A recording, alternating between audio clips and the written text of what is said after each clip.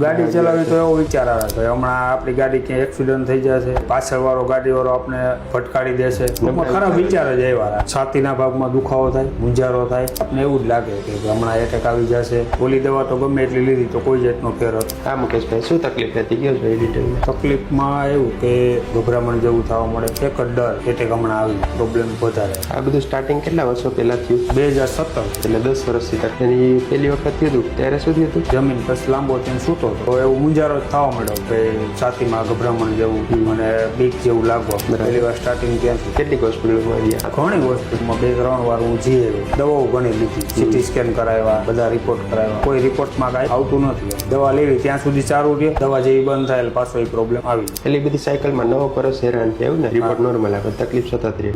ગભરામણ થવા મળે. હવે આપણે દવા પછી કેવું રહ્યું? દવા પછી ઘણો સારું રહ્યું. પછી આપણે ડર લાગતો હતો, એ ડર બધો બંધ થઈ ગયો. છાતીમાં જે ગભરામણ થતું હતું, દુખાવો થતો હતો, એ બધું નોર્મલ. અત્યારે એવો કોઈ પ્રોબ્લેમ છે નહીં. અને આમ રૂટીન લાઈફમાં સારું, આપણે સતત આનંદમાં રહી રહ્યા. થોડો જે ડર રહેતો હતો એવો ડર કાંઈ નહીં. કેવો અનુભવ રહ્યો હોમિયોપેથિક દવાનો? પહેલી વાર સારો. લેશો ને? શું ફેરફાર લાગે દવા? બધી રીતે ફાયર પહેલી દવા તમે 9-10 વર્ષ લેતા, તમે 2 મહિના લીધી. 2 મહિના